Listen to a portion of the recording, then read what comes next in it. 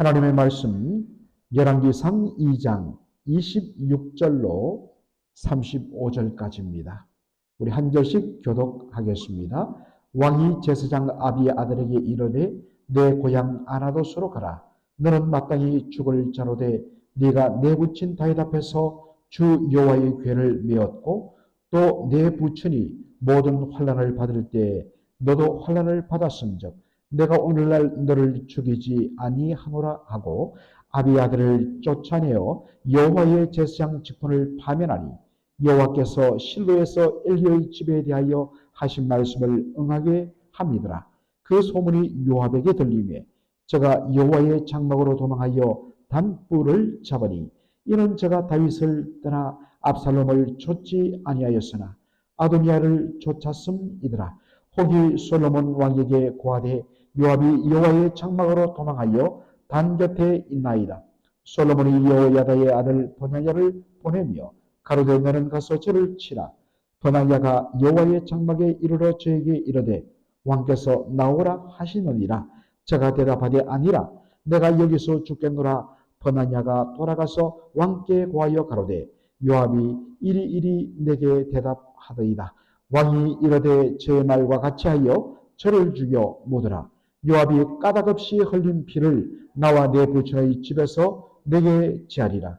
여호와께서 요압의 피를 그 머리로 돌려보내실 것은 저가 자기보다 의롭고 선한 두 사람을 쳤음이니 곧 이스라엘 군대장관 넬의 아들 아브넬과 유다 군대장관 예델의 아들 아마사를 칼로 죽였습니다.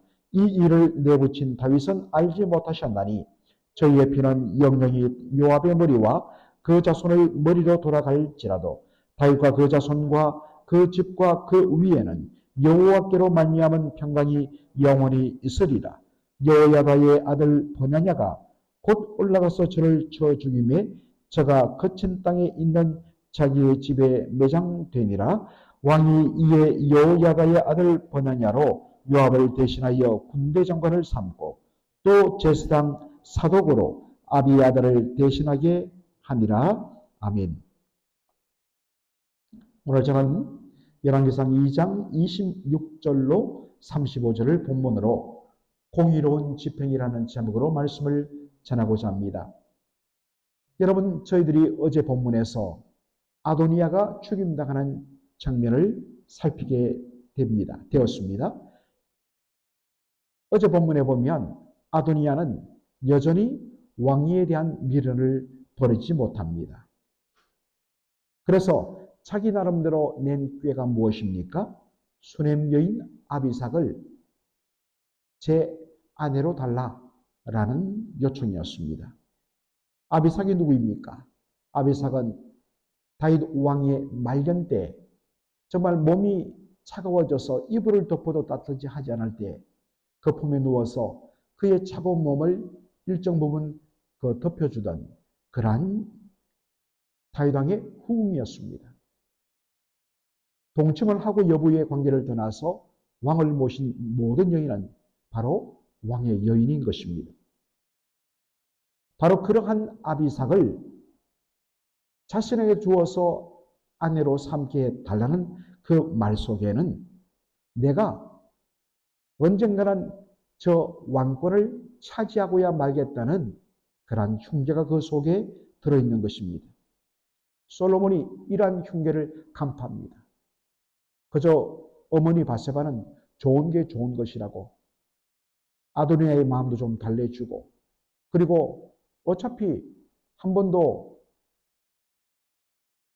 이 동정녀 상태의 몸을 유지했던 아비삭도 그냥 저렇게 궁궐에서 세월을 보내며 죽는 것보다는 정말 한 사람과 만나서 결혼하는 것 좋다. 그냥 단순하게 생각한 것입니다. 그러나 솔로몬은 그 속에 들어있던 흉계를 간파하고서 아도니아를 죽이는 것을 우리가 보게 됩니다. 그 다음에 취한 조치는 대제사장 아비의 아들과 요압 장군에 대한 심판이었습니다. 이유는 이들이 바로 아도니아의 흉계에 가담했기 때문인 것입니다. 그것을 우리가 어떻게 알 수 있는가? 어제 본문 열왕기상 2장 22절에 솔로몬 왕이 그 모친에게 대답하여 가로되 어찌하여 아도니아를 위하여 수넴 여자 아비삭을 구하시나이까? 저는 나의 형이오니 저를 위하여 왕위도 구하옵소서. 저뿐 아니라 제사장 아비아달과 수르야의 아들 요압도 위하여 구하옵소서라고 하는 것을 보게 됩니다.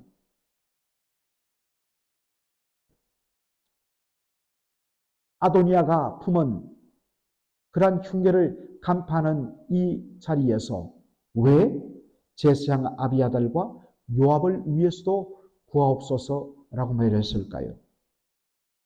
이것을 통하여 짐작하는 것은 아도니아의 이 흉계에 아도니아와 아비아달과 요압 장군이 여전히 함께했다는 것을 바로 보여주는 것입니다.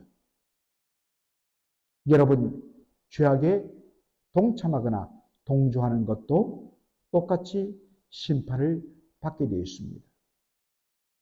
그래서 우리는 어떠한 죄악의 모의 현장에서 성도는 멀리 떠나야 하는 것입니다. 창세기 49장 6절에 보니까 마지막으로 성령 충만하여서 자식들에게 앞으로 될 일을 그렇게 예언하면서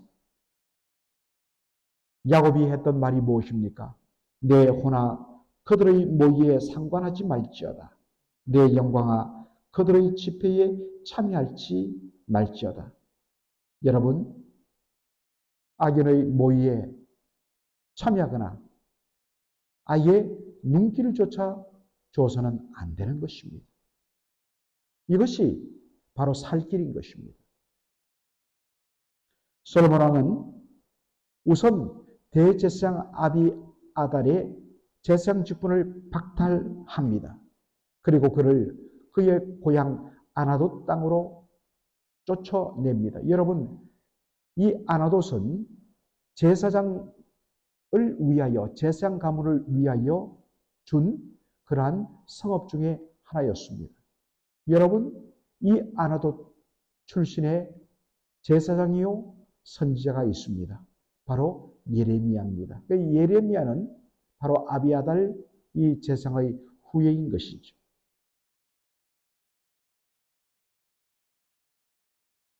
제사장의 직분을 박탈하지만 그를 죽이지는 않습니다.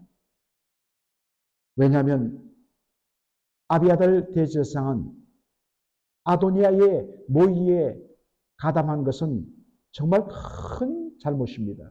그러나 그가 아버지 다윗 왕과 함께 정말 함께 동고동락했던 그러한 것을 고려하여서 단지 제사장 직분만 박탈하고 고향으로 내친 뒤에 그의 목숨은 거두지 않았던 것입니다. 그런데 오늘 본문에 보면 표현에 우리가 주목할 필요가 있습니다. 26절 마지막 부분에 내가 오늘날 너를 죽이지 아니하노라 라는 표현이 나오지요. 영어 성경에 보면 내가 지금 당장 너를 죽이지는 않을 것이다. not now라는 표현을 씁니다. 지금 당장은 아니다. 이 말은 죽어 마땅하지만 내가 심판을 잠시 유예하겠다라는 것입니다. 여러분, 우리가 보통 집행유예라는 것이 법제도에 있습니다. 징역 3년인데 그러면 교도소에 들어가서 3년간 수감생활을 하며 고생해야 하는데 정상 참작해서 집행유예 5년 이렇게 선고합니다. 그렇다면 그의 어떤 면에서는 실질적으로 그는 죄수 혹은 바로 전과자가 되는데 다만 교도소에 수감되지 않고 그것을 5년간 그렇게 멈춰 주겠다는 것입니다. 그러면 집행유예를 받고서는 교도소에 있지 않고 집으로 돌아갑니다. 그러면 어떻게 되는가? 그 집행유예 기간 동안 정말 조심하면서 죄를 멀리하면서 늘 자신을 살피면서 어떤 친구들, 옛날 과거에 알고 지냈던 그러한 사람들이 유혹하는 모든 것들도 다 떨쳐버린 채 오직 그 기간을 두렵고 떨림으로 보내야 하는 것입니다. 그렇게 잘 마쳤을 때 그 모든 것들이 사라지게 되어 있습니다. 아비아들은 죽어야 되지만 지금 당장 죽음의 심판을 유예했다고 말하고 있습니다. 그러면 잠시 유예된 것에 대하여서 감사하면서 두렵고 떨림으로 그렇게 살아야 하는 것입니다. 참 이것이 우리에게 주는 그런 울림이 있습니다. 하나님께서 우리가 범죄하고 우리가 하나님의 자녀로서 마땅히 살아가야 할 그러한 도리가 있음에도 불구하고 우리가 벗어날 때가 많을 때 죄를 지었는데도 괜찮네? 그러면 더 지어도 되겠네? 그렇게 하면 망하는 것입니다. 분명히 죽어야 마땅한데 하나님께서 지금 당장 하지 아니하시고 잠시 유예하는 것입니다. 그럴 때에 자신을 추스리며 다시는 이런 길로 가서는 안 되지 라고 그 주어진 그 기회를 선용하는 것, 이것이 성도의 합당한 삶입니다. 하나님께서 기다리시고 참으시는 것을 우리가 기억해야 합니다. 반면에 요압은 어떻게 합니까? 다윗 왕이 죽기 전에 솔로몬 왕에게 유언한 것이 있습니다. 아비아달을 이야기하지 않았습니다. 그러나 요압을 딱 꼬집어 이야기하기를, 저는 바로 평화의 날에 특별히 두 사람, 사울왕의 군대장관 아브넬과 그리고 아마샤를 까닭 없이, 이유 없이, 합당한 이유 없이 그를 죽였다. 그래서 그 피로 말미암아 이 땅을 더럽혔다. 이런 죄악을 방치하면 그것이 이스라엘 땅 전체에 대한 하나님의 심판으로 들어온다. 성경적으로 말해서 까닭 없이 억울한 피를 흘려 죽게 만들면 그 피가, 그 땅이 하늘을 향하여 부르짖음으로, 문학적인 표현입니다. 하나님께서 그 억울한 호소를, 그 억울한 하소연을 들으시고 그 까닭 없이, 근거 없이 억울한 피를 흘리게 만든 그 땅을 심판하겠다고 말씀하십니다. 하나님은 공의의 하나님이라서 그런 죄악을 결코 방관하지 않습니다. 그래서 말합니다. 까닭 없이 피를 흘린 이 죄를 범한 요압을 바로 심판하고 그 피값을 그의 머리에 돌려야지 이 땅에 공의가 세워지고 하나님의 심판이 없게 된다라고 말합니다. 이러한 공적인 차원에서 요압에 대한 심판을 진행한 것입니다. 그런데 요압은 어떻습니까? 자신의 그 권력을 유지하기 위해서 자신의 경쟁자로 여겨지는 아브넬과 아마사를 이유 없이 까닭 없이 죽이면서 내가 이 권력을 독점하기 위해서는 수단과 방법을 가리지 않는다. 그래서 까닭 없이 피를 흘리고 수많은 사람들을 억울하게 죽이면서 고통을 가했습니다. 그들을 갈 줄 알았습니다. 그러나 하나님은 기억하십니다. 반드시 선악권에 심판하십니다.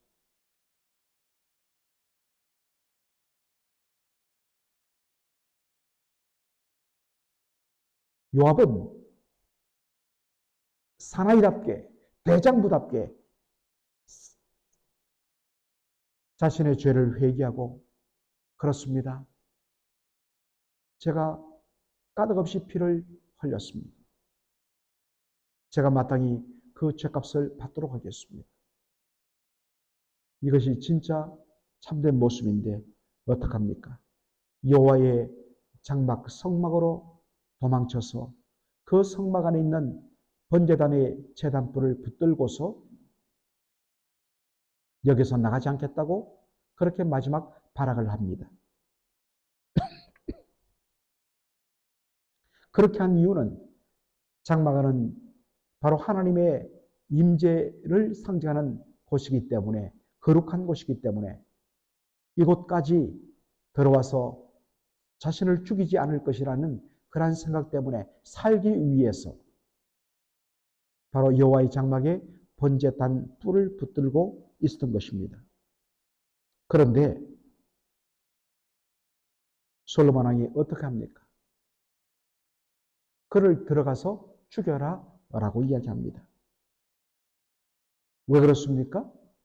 출애굽기 21장 14절에 보면 무죄한 피를 흘린 자는 제단불을 잡을지라도 용서하지 말라라고 이야기하기 때문인 것입니다. 진정한 회개 없이 그저 목숨을 유지할 방편으로 제단불을 잡는 것, 여호와의 성전을 오히려 모독한 일입니다. 사랑하는 성도 여러분, 이것을 오늘 신학적인 입장에서 우리에게 어떻게 적용하면 좋을까요? 진정한 회개. 회개란 것은 진짜 자신의 죄를 인정하고 그것에 대하여 아파할 뿐만 아니라 그 악한 길에서 떠나는까지 포함되는 것이 회개입니다. 이게 진짜 회개입니다. 그런데 진짠 회개도 없고 정말 그로 인하여서 고통당했던 사람이나 그의 가족들에 대한 용서를 구함도 없이 그저 저는 예수님의 이름으로 용서를 받았기 때문에 저는 이제 아무 책임 없습니다. 라는 그러한 것과 무엇이 다르겠습니까? 벌써 나온 지가 꽤 오래되었습니다만 한국의 영화 밀양이라는 영화가 있습니다. 거기 보면 정말 남편을 잃고 어린 딸을 데리고 남편의 고향 밀양에 와서 피아노 학원을 경영하는 주인공이 바로 이 딸을 유괴하여서 죽인 그 일로 인하여서 너무나 큰 고통을 당합니다. 그러다가 이웃의 전도로 교회를 나가야 되죠. 그리고 거기서 믿음이 자라면서 내가 이제는 내 딸을 유괴하여 죽인 저 살인범을 내가 찾아가서 용서해야겠다라는 마음을 가지고 교도소 특별 면회를 신청합니다. 그런데 이게 웬일입니까? 그 죄인이, 그 살인자가 얼굴에 만면한 미소를 띠고 저 하나님께 용서를 받았기 때문에 당신 용서는 안 받아도 됩니다. 이에 주인공이 분노하죠. 내가 용서를 하지 않았는데 어떻게 하나님이 먼저 용서할 수 있느냐. 굉장히 깊은 그러한 주제를 담은 영화입니다. 굉장히 철학적입니다.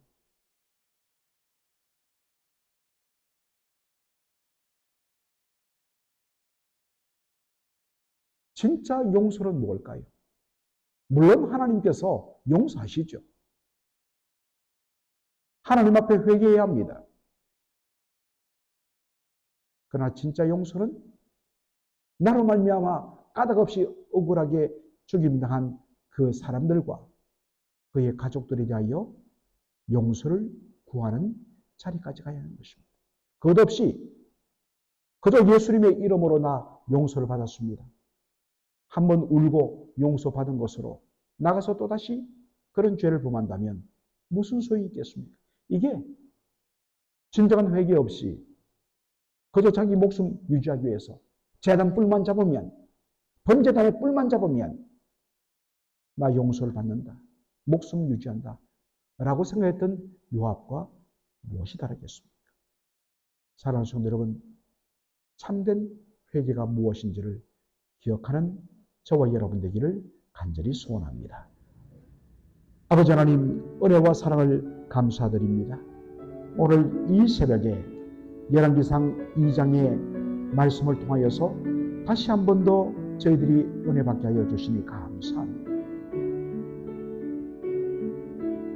특별히 오늘 본문을 통하여서 아도니아의 흉계의 모의와 가담을 했던 두 사람, 아비아달과 요압에 대한 심판의 내용을 보면서 참으로 이 말씀이 저희들에게 주는 큰 경종이 있음을 고백합니다. 아비아달의 과거의 공적을 참작하여서 그의 목숨은 살려주지만 지금 당장 아니라고 말하는 이 표현에 우리가 주목하면서 늘 두렵고 떨림으로 우리 자신을 살피면서 마땅히 심판받아야 할 우리에게 그 심판을 유예하신 하나님의 그 오래 참으시며 기다려주시는 그 사랑을 기억하며 두렵고 떨림으로 죄악에서 벗어나는 저희들 되게 하여 주옵소서. 진정한 회개 없이 그저 번제단 뿔을 잡음으로 목숨을 구걸하려 했던 그 요압의 어리석고 너무나 참담한 그 마음을 저희들이 바라보면서 우리가 회개를 저런 식으로 하지 않는지 아버지 하나님여 살피면서 진정 하나님 앞에 회개할 뿐만 아니라 그 악한 길에서 떠날 뿐만 아니라 자신으로 인하여 억울한 피를 흘린 그 가족들에게 진정으로 용서를 구하고 당당하게 죄값을 받겠다고 말하는 그러한 심정으로 주님 앞에 회개하며 우리의 삶을 바로 잡아가는 저희들이 되게 하여 주시옵소서. 예수님의 이름으로 기도하옵나이다. 아멘.